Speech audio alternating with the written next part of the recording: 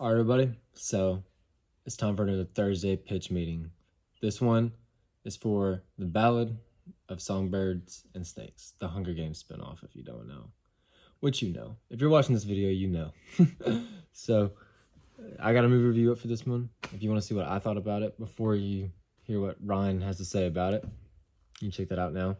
But without wasting too much time, we're just going to watch this video. So let's get it.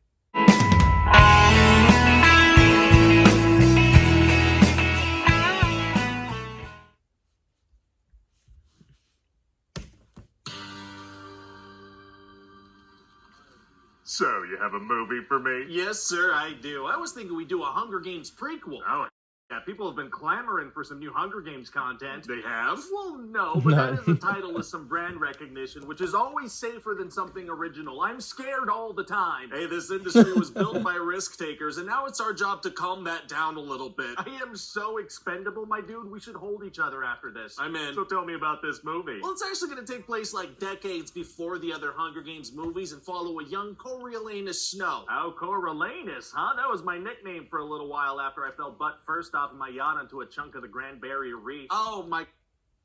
I knew that's where that was going. As soon as I heard him say Coriolanus, I was like, oh no, we're about to get a butt joke. And then I was like, how's he gonna do it? And I was like, Coral. Like the whole joke went through my head before he said it. It's wild. All right, let's go. Okay, that's really personal and not really how it's pronounced. Managed to get my surgery sponsored by UNESCO. Alright, so obviously, eventually, this guy's gonna turn into the tyrannical president of Panem that we know. So the main character of this becomes the guy in charge of the child murder games. That's right. Gonna be Right. hard to get the audience to root for a guy like that. Actually, it's gonna be super easy. Barely an inconvenience. Oh, really? Yeah, see, he's handsome.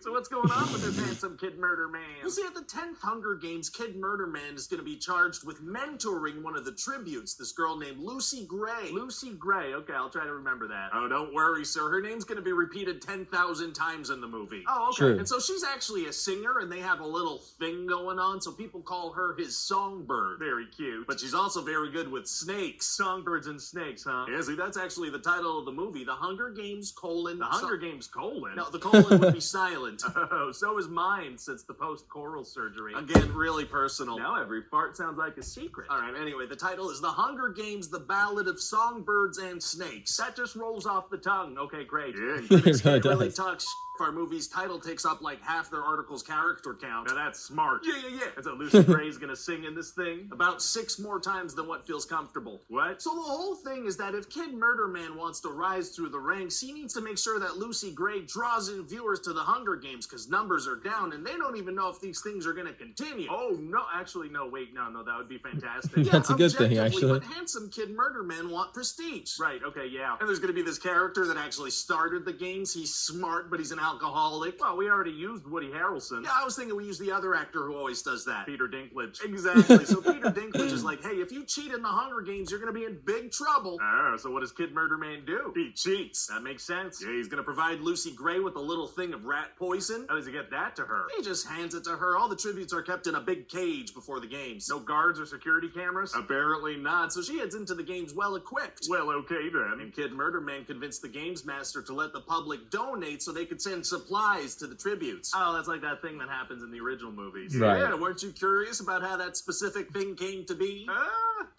No. Oh, dang it. Well, But were now you you curious know. about how that hanging tree song that Katniss sang came to be written? Not particularly. Dang it, okay. Well, since this is a prequel, we kind of have to include pointless origin things for stuff like that. Yeah, that's fine. That does seem to be what prequels are for some reason. So anyway, during the games, Kid Murder Man's gonna do everything he can to keep Lucy Gray alive. Like what? Well, it turns out the drones they use to send supplies kind of suck, so he sends a bunch at once to hit the other kids that are about to hurt her.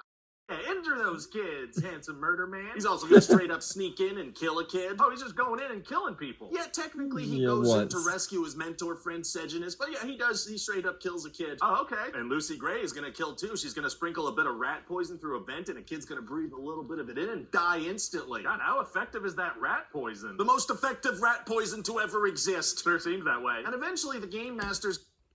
See, I work at a feed store, and we sell rat poison. And the kind of rat poison they showed, wait, no. This might be a different thing. There's rat poison also in Only Murders in the Building, season 3. one of these movies, I remember thinking like, they don't even make rat poison like that I'm aware of. But even watching this, I remember being like, I don't think the rat poison was strong enough to do that. If anything, you might have like a slight side effect of something, but just from like barely breathing it in, I don't really know. But it is dangerous. Disclaimer: if you're messing with rat poison, always wash your hands very good afterwards. That's what we do at the feed store. Just so you know. Send in thousands and thousands of genetically modified snakes. Uh-oh. But Kid Murderman learned earlier that if the snakes know your scent, they won't attack you. Okay. So he puts a little Lucy Gray handkerchief into the snake pit before they send it in. All the thousands and thousands of snakes were able to get a little whiff of this cloth and remember her scent. That's what we're going Yes. with. That works. So then all the kids die and Lucy Gray survives. Surviving because of how much you smell is tight. Yeah. Well, listen, that was a pretty entertaining movie for sure. Yeah. Thank you. There's still about an hour left, though. Oh my God. I guess Peter Dinklage finds out that Kid Murderman cheated, For so real. he sentences him to 20 years of being Eminem. What? Yeah, he's got to work as a peacekeeper in District Being 12. Eminem. Okay. And eventually he's going to reunite with Lucy Gray, and they're kind of in love and stuff. Feels like a whole additional movie. Yeah, well, people got mad when we split one book into two movies. I don't know what you want me to do here. That's a fair point. I mean, no one's ever happy. And Kid Murderman is going to snitch on one of his friends who gets killed, and then he and Lucy Gray escape. But while they're escaping, they're going to become paranoid and suspicious of each other, and Kid Murderman's going to try to kid murder her. But we're not really going to know if he managed to, and then he's going to go back to Pan Am and kill Peter Dinklage and get a big promotion and be all rich and stuff. We done? We done. Oh, okay, yay, good. So what do you think? Well, that kind of dragged on for a bit there, but sounds like we're bringing a franchise back to life. Let's get the hype train going. Worst ever for Hunger Burns. Well, I mean, it kind of makes sense. All right. Well, that was that. Good points here. Good points on some of it.